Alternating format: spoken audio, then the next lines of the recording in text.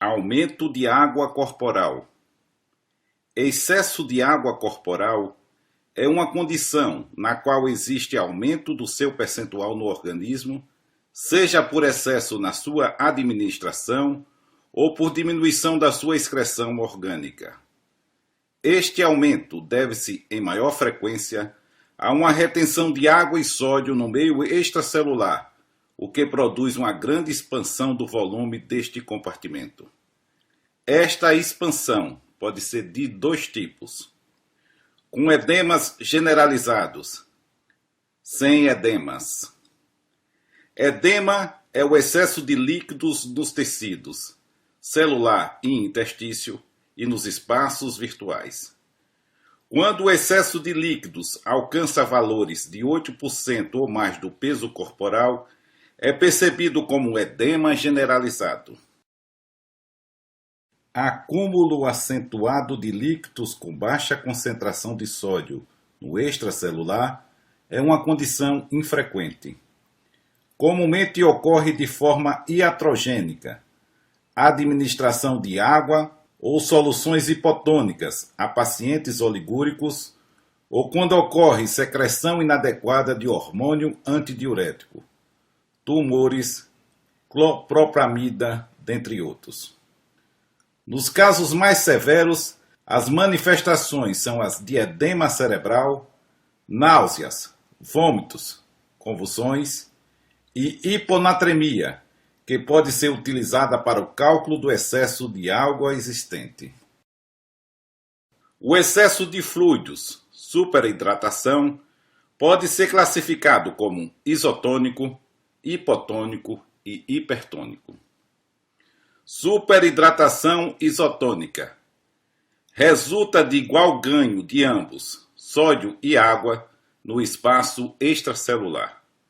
É também conhecida como hiperidratação, ganho de água igual a ganho de sódio. A osmolaridade conserva-se normal, pois o ganho de água e de sódio processa-se na mesma proporção. O ganho excessivo de líquidos ocorre no espaço extracelular e a água é acumulada no espaço intersticial, resultando em edema periférico ou edema pulmonar. Etiologia: excessiva administração de água e sódio, infusão excessiva de líquidos parenterais, exemplo, soluções salinas isotônicas, retenção líquida secundária à disfunção renal ou doença cardíaca, insuficiência hepática crônica e uso excessivo de corticosteroides. Quadro clínico: corresponde a sintomas e sinais de retenção hídrica e da doença básica, insuficiência cardíaca, renal ou hepática.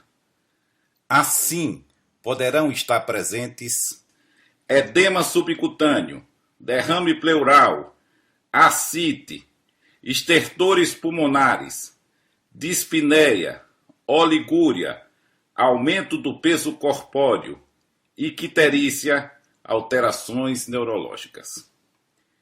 Achados clínicos: diminuição do hematócrito, níveis normais de sódio plasmático, ganho de peso, edema, achados anormais no raio-x de tórax, indicando acumulação de líquidos.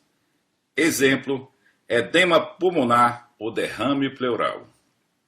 Tratamento: além de medidas restritivas, pode ser acrescentada, na dependência da gravidade e da etiologia da superidratação, dieta hipossódica, diuréticos, cardiotônicos e, em situações específicas, falência renal, diálise peritoneal ou hemodiálise.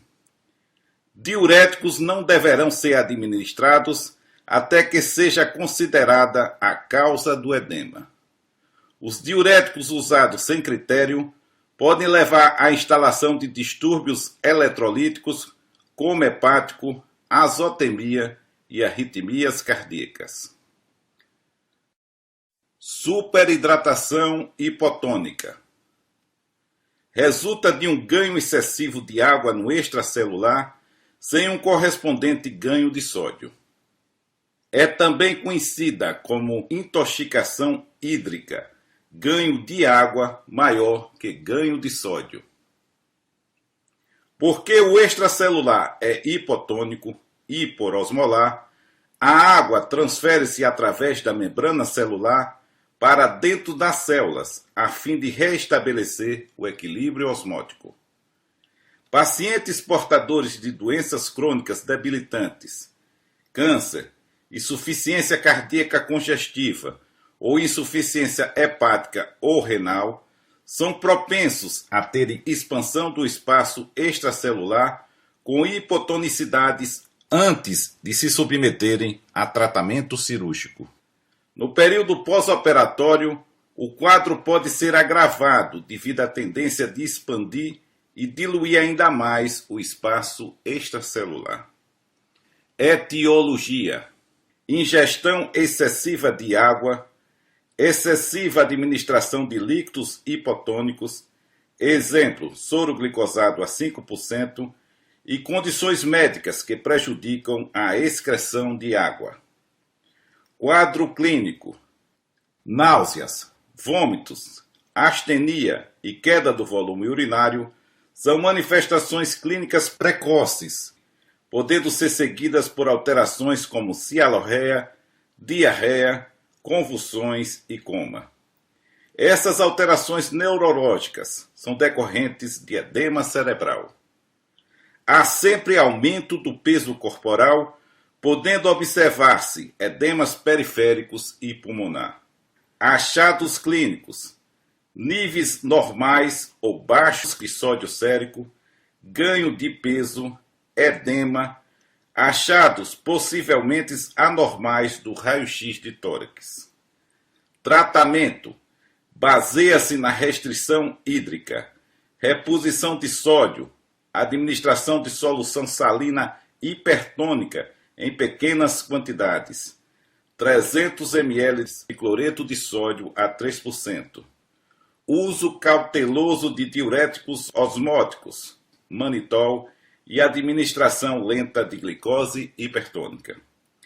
Nenhuma tentativa deve ser feita para a reposição da deficiência de sódio, computada com base no volume do espaço extracelular e na sua concentração neste espaço, pois, se assim for procedido, resultará em grave sobrecarga hídrica. A perda insensível de água pela perspiração cutâneo-pulmonar e o fluxo urinário podem gradualmente e por si só restabelecer a normalidade. Superidratação hipertônica resulta de um incremento de sódio no extracelular com volume de água remanescente normal. Ganho de sódio maior que ganho de água.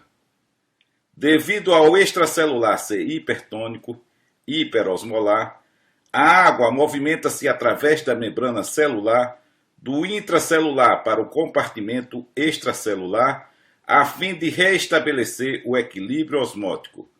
Fluido intracelular move-se para o fluido extracelular. Na prática clínica, não se percebe a superidratação hipertônica. Somente possível se iatrogênica pela administração exagerada de líquidos hipertônicos em paciente com perda insuficiente.